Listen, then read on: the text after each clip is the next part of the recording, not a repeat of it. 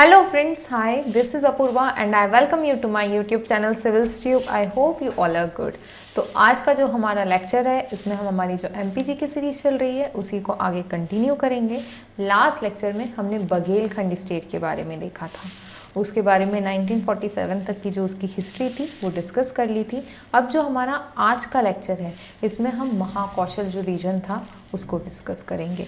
महाकौशल जो स्टेट था वहाँ पे किस तरीके से रूल स्टार्ट हुआ, कलचुरी डायनेस्टी का रूल था। कलचुरी डायनेस्टी हम ऑलरेडी बहुत ज़्यादा डिटेल में डिस्कस कर चुके हैं तो वो हम यहाँ पर डिस्कस नहीं करेंगे। यहाँ पर हम मेनली जो गौंड डायनेस्टी थी वो डिस्कस करेंगे। तो let's start with today's lecture. देखिए, जो कलचुरी डायनेस्टी थी महाकौशल में मेनली उनका रूल था। कलचुरीज़ का जो टाइम पीरियड था ये 6th सेंचुरी AD से लेकर 12th सेंचुरी AD तक था। उसके बाद में ये जो महाकौशल वाला रीजन है यहाँ पे कभी कभी जो आसपास के जो स्टेट्स थे उनका इन्फ्लुएंस होता रहा।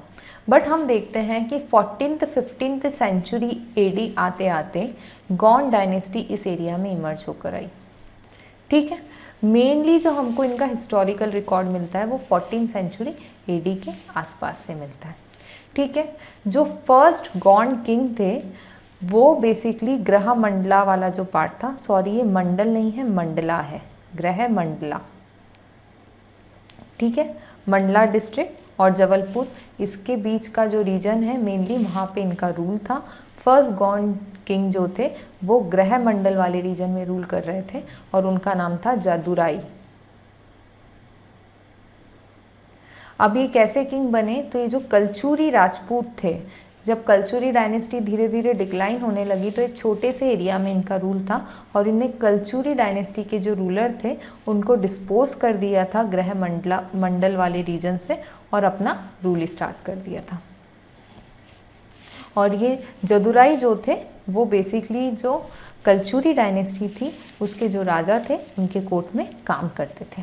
अब ग्रह मंडल वाला रीजन या जो हम बोलेंगे कलचुरी डायनेस्टी का जो रूल था या महाकौशल वाला जो रीजन वो बेसिकली ये वाला रीजन था।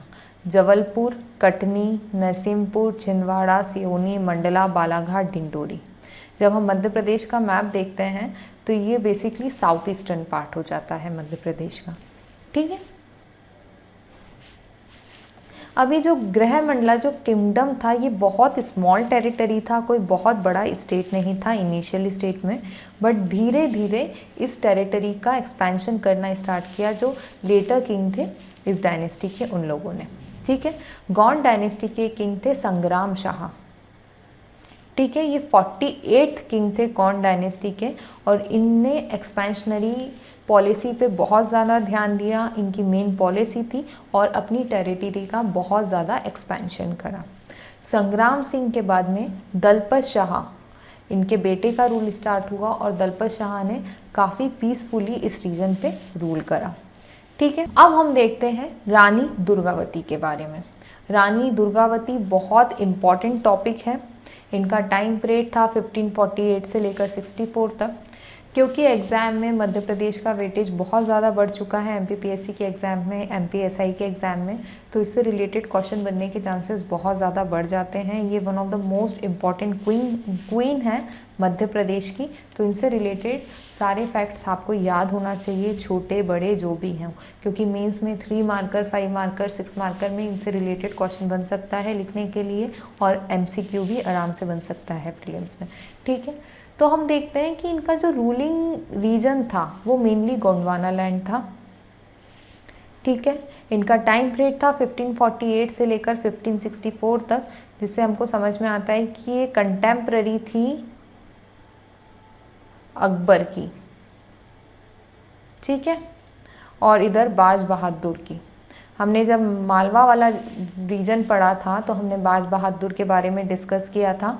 तो ये किसकी कंटेम्प्रेरी थी, अकबर की और बाज बहादुर की। अकबर का टाइम पीरियड था 1556 से लेकर 1605 AD के आसपास तक का।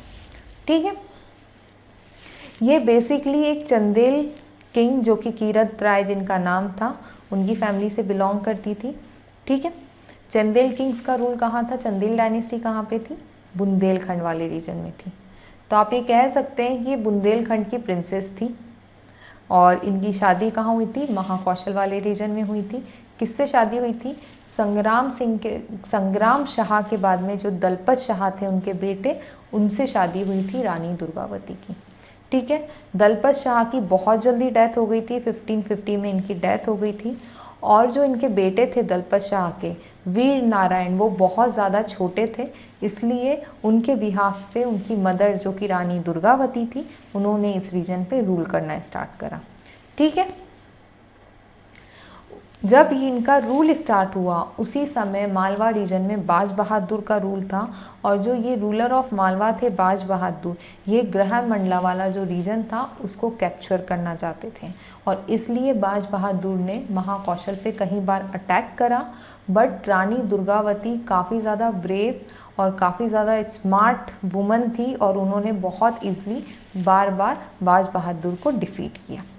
ठीक है, बाद में हम देखते हैं कि जो बाज बहादुर हैं उनको जो आदम खान, जो कि अकबर जिनको भेजते हैं मालवा रीजन को कॉन्कर करने के लिए, वो बाज बहादुर को डिफीट कर देते हैं और मालवा वाला रीजन बाज बहादुर के हाथ से चला जाता है। और मालवा वाले रीजन पे किसका रूल स्टार्ट हो जाता है?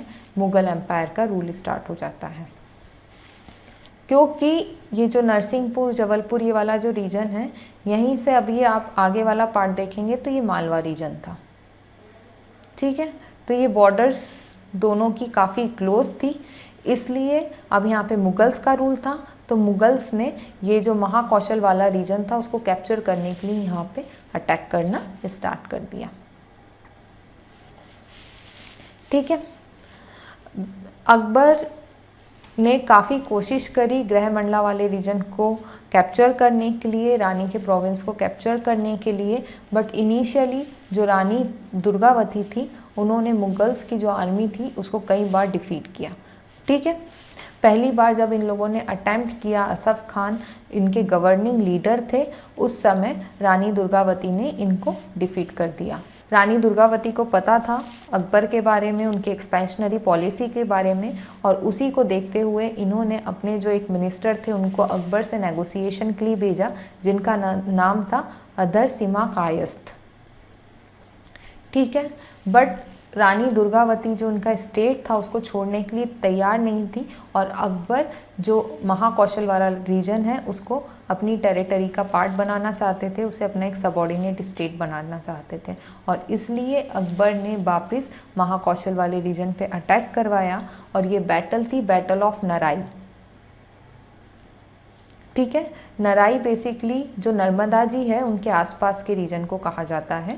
बैटल ऑफ नराई, नराई वाला जो रीजन है, वहाँ पे असफ खान ने जो रीवा के जो किंग थे, लास्ट लेक्चर में ही हमने रामचंद्र के बारे में पढ़ा था, रामचंद्र के ही कोर्ट में तानसेन थे जिनको उन्होंने अकबर के कोर्ट में भेजा था। ठीक है, तो रामचंद्र जो कि रीवा के किंग थे, उनके साथ असफ खान ने मिलकर रानी दुर्गावती को डिफीट कर दिया।